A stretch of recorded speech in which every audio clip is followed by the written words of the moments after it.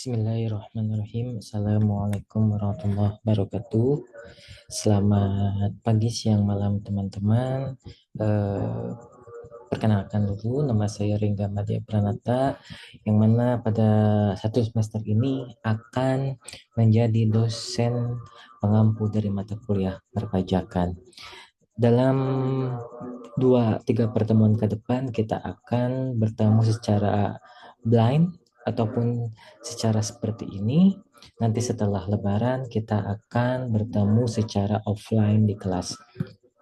Ada beberapa yang akan saya sampaikan sebelum saya menjelaskan mengenai apa itu dasar dari perpajakan di Indonesia. Nah, eh, pada pertemuan perpajakan ini kita akan ada 14 kali pertemuan dan 2 pertemuan UAS dan UTS. Kita sudah berada pada pertemuan kedua, berarti ada 12 pertemuan ke depan. Nanti ada tugas yang akan saya berikan kepada teman-teman, di mana teman-teman harap membuat kelompok, nanti akan dipresentasikan setelah Lebaran. Pada bulan puasa ini saya akan menjelaskan saja agar teman-teman memahami bagaimana perpajakan di Indonesia itu seperti apa. Nah, untuk materi perkuliahan, gitu ya, ada beberapa materi perkuliahan untuk satu semester ke depan. Nah, di sini teman-teman bisa lihat nanti selain dari dasar-dasar perpajakan itu seperti apa, ada namanya PPH pasal 21. Ada PPH pasal 2, PPH pasal 24 dan 25, ada PPN, ada PPH final, rekonsiliasi fiskal, PPH badan, PPHOP, dan terakhir adalah ujian akhir semester. Nanti ini yang akan kita jelaskan selama satu semester ke depan. Harapannya teman-teman memahami dari bagaimana perpajakan yang diterapkan di Indonesia itu seperti apa. Pada pertemuan kali ini kita hanya akan membahas mengenai dasar-dasar dari perpajakan saja.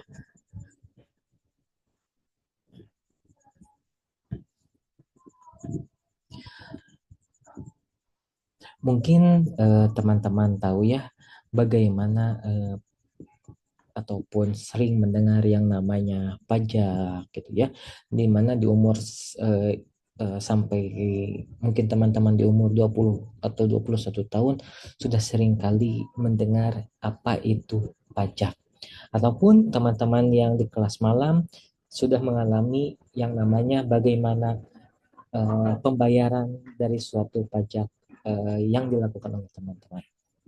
Nah, bagi teman-teman yang belum bekerja pun, ya, perpajakan ini ataupun pajak itu sering melekat, terutama pada kehidupan teman sehari-hari. Nah,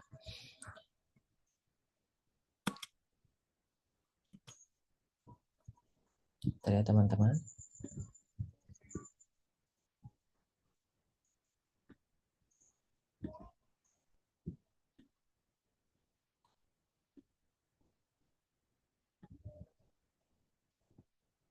Nah, di sini ada bagaimana sekilas RAPBN 2021. Nah, apa sih fungsi dari pajak itu gitu ya? Kenapa di setiap negara itu ada yang namanya pajak? Nah, pajak di sini bisa lihat teman-teman, pajak adalah salah satu pendapatan yang diterima oleh negara untuk tujuannya adalah untuk bagaimana operasional negara dalam satu tahun, baik dalam apa belanja belanja sumber daya manusia ataupun belanja yang lainnya itu dapat terpenuhi. Nah, di sini ada apa total dari RAPBN 2021. Nah, pertama ada 1.776,4 triliun adalah total dari pendapatan negara. Nah, sedangkan belanja negara gitu ya selama satu tahun itu adalah 2.747,5 triliun untuk tahun 2021. Nah, di mana ini ada namanya kekurangan gitu ya. Nah, kekurangan ini berarti harus ditambal ataupun harus eh, dibantu oleh yang namanya hutang. Makanya gitu ya, perpajakan ini sangat penting dalam namanya apa berjalannya sebuah negara. Nah, di sini bisa lihat teman-teman gitu ya, dari 2010 sampai 2021 ada namanya kinerja perpajakan Indonesia.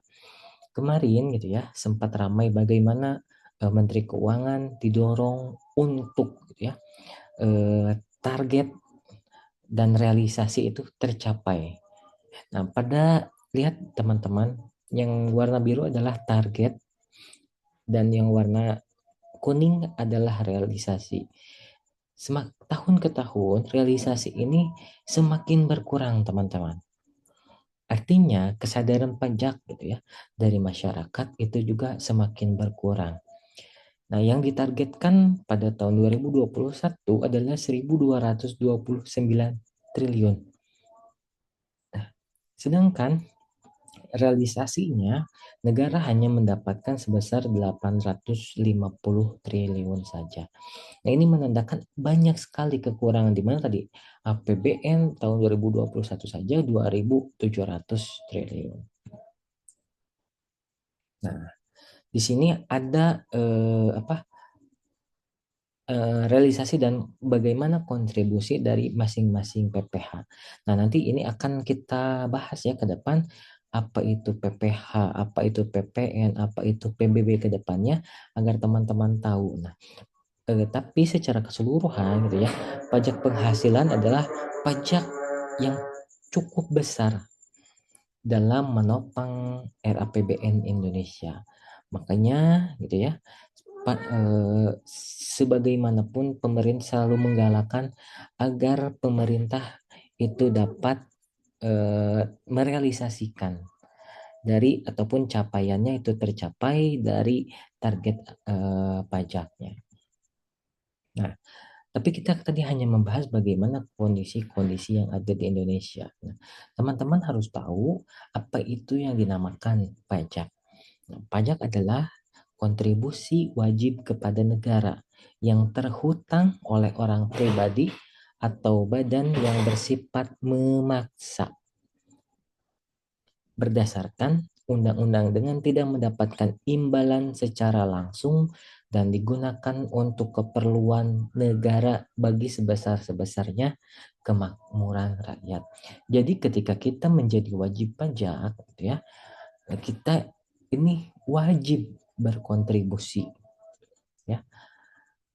Jadi sifatnya wajib ataupun memaksa. Bagaimana ketika kita tidak patuh terhadap kewajiban tersebut, maka gitu ya negara menerapkan berbagai aturan, apakah itu denda ataupun sampai bisa dipidanakan itu tergantung dari bagaimana kesalahan-kesalahan ataupun tidak kewajiban yang tidak dilakukan oleh kita. Nah, makanya pajak itu wajib. Nah, di dalam pajak ada unsur-unsurnya. Nah, yang pertama itu adalah iuran dari rakyat kepada negara. Ya, tidak mungkin negara itu gitu ya, terutama di Indonesia bisa berjalan tanpa adanya pajak. Nah, jadi pajak itu bisa dikatakan sebagai iuran, tapi berbeda dengan namanya retribusi. Jadi hanya iuran. Nah, yang kedua berdasarkan undang-undang. Pajak itu ada pasal-pasalnya, ya. Tergantung PPh pasal 21, 22, 24, 25, 26, PPN gitu ya, PPh badan, PPh final itu ada aturannya. Tidak semerta-merta berapa sih pajak yang harus kita bayarkan. Itu semuanya ada aturannya. Yang ketiga, tanpa jasa timbal atau kontraprestasi dari negara secara langsung dapat ditunjuk. Jadi kita tidak bisa mendapatkan timbal balik secara langsung. Tapi nanti kita akan mendapatkan timbal balik yang mungkin akan dirasakan bersama-sama. Nanti kita akan lihat ya apa timbal balik yang diberikan oleh negara ketika kita sudah membayar pajak. Dan yang keempat adalah digunakan untuk membiayai rumah tangga negara, yakni pengeluaran yang bermanfaat bagi masyarakat luas. Nah, di sini adalah teman-teman target penerimaan pajak, peran pajak dalam pembangunan bangsa. Pajak itu gitu ya di Indonesia itu besarannya 76,8% untuk tadi untuk sebuah perjalanan suatu negara gitu ya, untuk sebuah operasional negara, maka pajak ini berkontribusi besar. Nah, tapi bagaimana gitu ya alur penerimaan dan penggunaan dari dana gitu ya APBD ataupun dari tadi kan dari pajak itu akan dimasukkan ke dalam APBN ataupun APBD. Dari APBN ke APBD gitu ya diberikan kepada kementerian. Kemarin ramai yang namanya efisiensi anggaran. Karena memang APBN APBD itu tidak masuk ke presiden, tapi langsung dibagikan ke kementerian-kementerian ataupun lembaga-lembaganya. Nah, kementerian dan lembaga itu akan membangun namanya fasilitas publik. Fasilitas publik itu apa? Bisa jalan, gitu ya, bisa beasiswa dan sebagainya, banyak sekali yang akan diterima oleh masyarakat. Lalu DJP itu adalah Direktorat Jenderal Pajak mengadministrasikan dari yang sudah diterima, makanya banyak sekali kasus korupsi di sini karena ada namanya mengadministrasikan ketika rancangan tidak sesuai dengan realisasi maka akan ada namanya korupsi. Dan terakhir adalah kas negara melalui bank dan kantor pos. Nah, ini adalah ketika kita membayar pajak gitu ya. Nah, di sini ada fungsi pajak, teman-teman. Fungsi pajak itu yang pertama ada namanya fungsi budgeter ataupun pajak sebagai sumber dana bagi pemerintah untuk membiayai pengeluaran-pengeluarannya. Apakah ada negara yang tidak ada pajak? Semuanya ada pajak. Tetapi besar kecilnya pajak itu tergantung kemampuan dari negara tersebut. Biasanya negara-negara dengan sumber daya yang tinggi, misalkan seperti Uni Emirat Arab gitu ya, Dubai, itu pajaknya kecil. Nah, tetapi ada sumber pajak yang besar itu dari mana untuk membuat negara agar bisa tetap berjalan. Yang kedua ada namanya fungsi reguleren ataupun pengatur. Nah, pajak sebagai alat untuk mengatur atau melaksanakan kebijakan pemerintah dalam bidang sosial dan ekonomi. Misalnya, pajak yang tinggi dikenakan terhadap minuman keras untuk mengurangi konsumsi minuman keras. Adapun contohnya lagi adalah tarif pajak untuk ekspor 0% untuk mendorong ekspor produk Indonesia di pasaran dunia. Jadi karena kita adalah negara demokratis gitu ya, yang dimana semuanya terregulasi, tapi regulasi itu dibentuk tadi bisa sebagai alat untuk mengatur karena misalkan di kita ini kan negara muslim gitu ya, negara yang dominan muslim, maka yang namanya minuman keras itu adalah haram. Tapi kan di luar muslim itu ada agama-agama lain yang memperbolehkan. Nah, tetapi gitu ya, untuk menjaga agar orang tidak bisa membeli ataupun mengakses hal tersebut, maka diterapkan pajak yang besar. Ataupun tadi contoh yang kedua adalah untuk mendorong ekspor. Kita ketahui bahwa ekspor itu akan mendapatkan yang namanya dolar.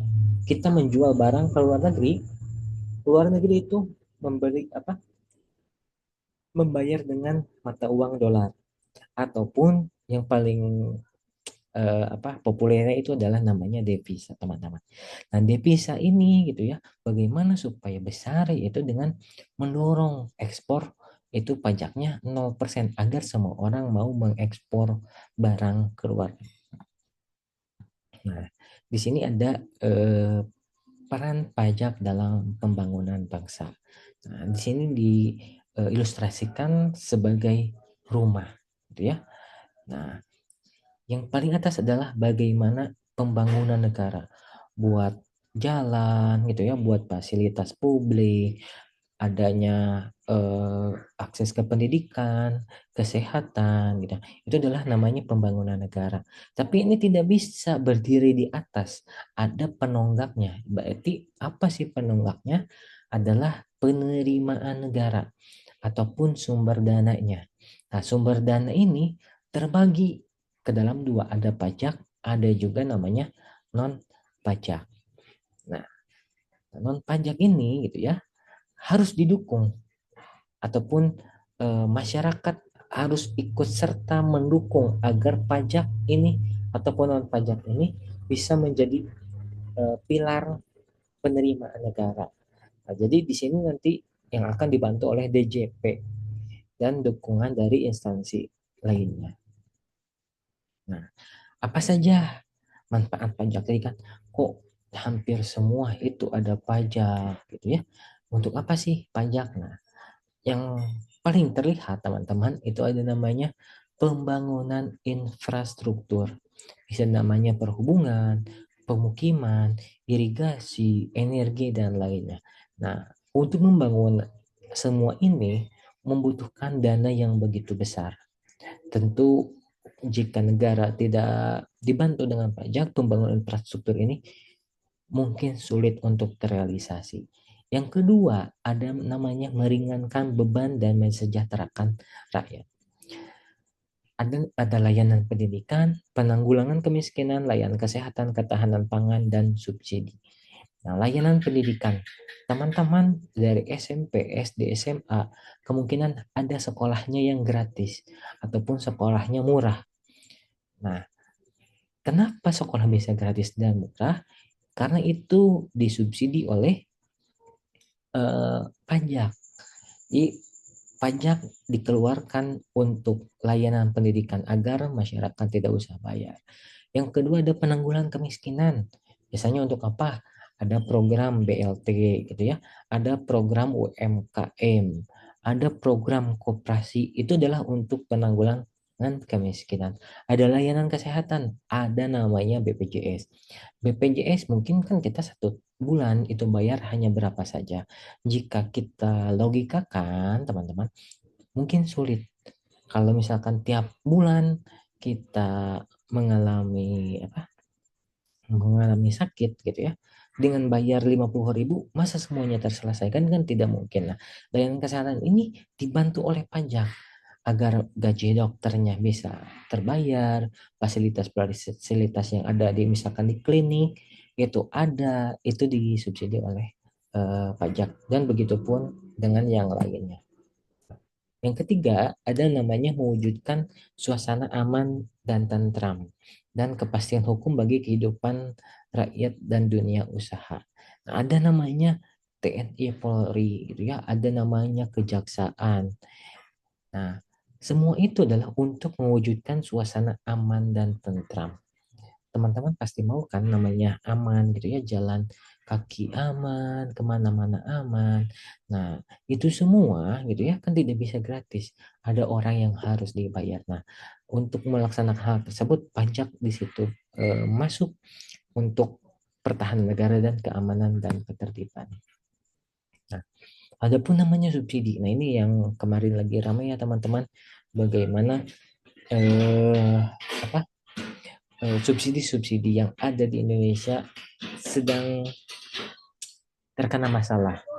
Nah, di sini ada subsidi itu ada dua, ada energi dan non energi. Kalau energi itu ada namanya BBM, bahan bakar minyak, dan listrik. Teman-teman mungkin ini merasakan ya di rumah semuanya pasti ada. Terus ada juga non energi, pangan, pupuk, benih dan lain-lain. Nah, ini adalah disubsidi. Karena ketika tidak disubsidi, harganya akan semakin mahal. Nah, ini jadi manfaat dari pajak ini adalah ringkasannya sangat banyak sekali gitu ya. Sangat banyak sekali manfaat dari pajak itu seperti apa teman-teman. Pajak gitu ya, kan tadi kan pajak itu banyak sekali gitu ya. Tapi teman-teman mungkin ini sudah sedikit tahu ya. Pajak itu ada namanya pertama pajak pusat dan ada namanya pajak daerah. Ini berbeda. Pajak pusat itu biasanya berhubungan dengan PPh pasal 21, 22, 23, 24, 25, 26. Nah, pajak daerah itu adalah pajak biasanya seperti teman-teman bayar kendaraan bermotor, pajak bumi bangunan, nah itu adalah namanya pajak daerah. Nah, di sini pajak, nah bisa lihat teman-teman. Di sini adalah secara keseluruhan perbedaan pajak pusat dan pajak daerah. Nah, PPH, PPN, gitu ya, PBB, Perhutanan, Pertambangan, BPHTB, bea materai itu adalah pajak pusat. Kalau pajak daerah itu hanya bea balik nama, kendaraan bermotor, ya bahan bakar kendaraan, pengambilan air, terus pajak hotel, hiburan, pajak restoran, reklame, PBB dan lain-lain. Nah, ini adalah pajak daerah. Nah, ini adalah sekilas tentang bagaimana dasar perpajakan di Indonesia. Nah, eh, mungkin materi kali ini hanya sebatas pada jenis pajak saja ataupun dasar-dasar dari perpajakan. Untuk pertemuan selanjutnya, kita akan membahas mengenai bagaimana regulasi perpajakan di Indonesia. Itu adalah peraturan-peraturan yang ada di Indonesia. Harap teman-teman jangan lupa untuk mengerjakan tugasnya. Silakan boleh diakses di BOC ya. Kerjakan untuk evaluasi tiap pertemuan. Terima kasih. Sebelumnya wabillahi taufiq wal hidayah. Wassalamualaikum warahmatullahi wabarakatuh.